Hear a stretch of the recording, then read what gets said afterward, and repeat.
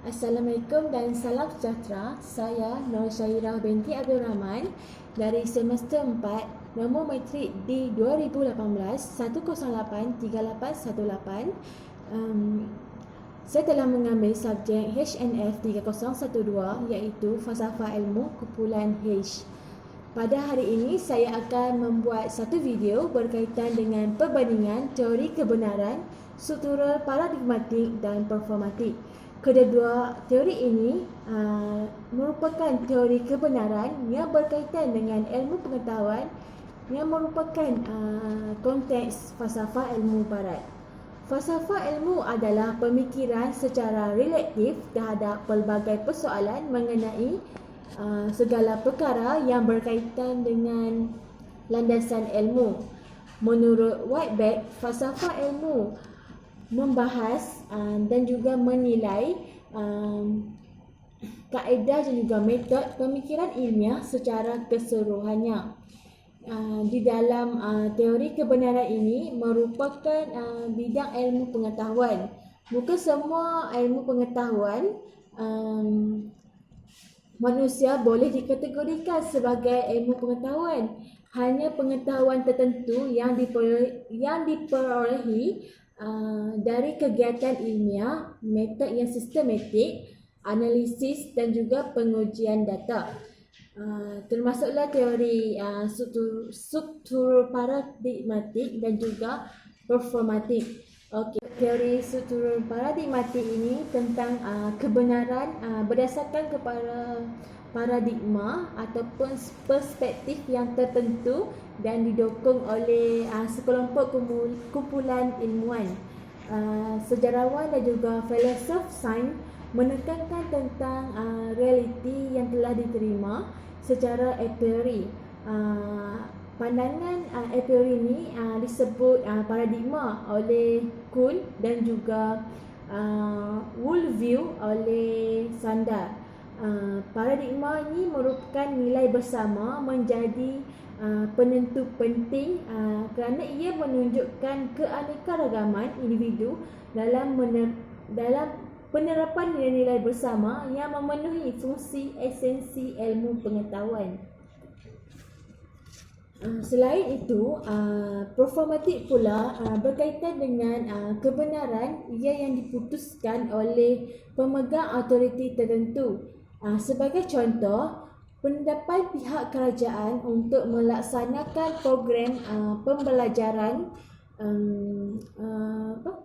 mata pelajaran sains dan juga matematik menggunakan bahasa Inggeris. Sebahagian masyarakat beranggapan bahawa program tersebut adalah baik dan benar untuk dilaksanakan di Malaysia kerana ia diputuskan oleh pihak berautoriti. Di dalam kehidupan seharian, manusia ini kadang-kala perlu mengikut kebenaran performatif dan juga keputusan oleh pihak autoriti.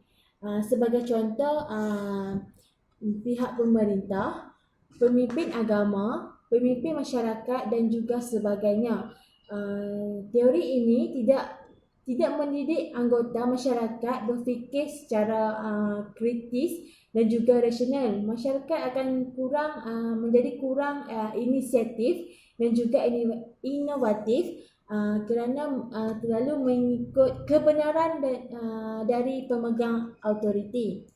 Berdasarkan pemahaman saya, perbezaan kedua-dua teori tersebut ialah teori struktur paradigmatik ini kepada paradigma atau perspektif tertentu yang didukung oleh sekumpulan komuniti ilmuwan. Sebagai contoh, sejarawan dan juga filosof sains. Okey, paradigma ini dia merupakan penerapan nilai-nilai bersama yang memenuhi fungsi esensi ilmu pengetahuan. Manakala teori performatif pula kepada kebenaran yang diputuskan oleh pemegang autoriti tertentu. Sebagai contoh, pemerintah dan juga pemimpin, mereka ini tidak akan mendidik masyarakat berfikir secara kritis dan juga rasional. Ia menyebabkan kurang inisiatif dan juga inovatif kerana mengikut kebenaran daripada pihak berautoriti ataupun berkuasa. Akhir sekali, sepanjang penghasilan tugasan ini, pelbagai ilmu pengetahuan baru yang saya perolehi. Antaranya, kami diminta membuat assignment secara berkumpulan. Saya dapat mengetahui kepentingan sikap kerjasama antara ahli kumpulan walaupun pembelajaran di atas talian. Kami berkongsi dan juga idea-idea dan dapat menerima pandangan dari ahli kumpulan yang lain. Di dalam penulisan esei ini, ia berkaitan dengan tajuk pembelajaran atas talian telah meningkatkan ilmu pengetahuan saya.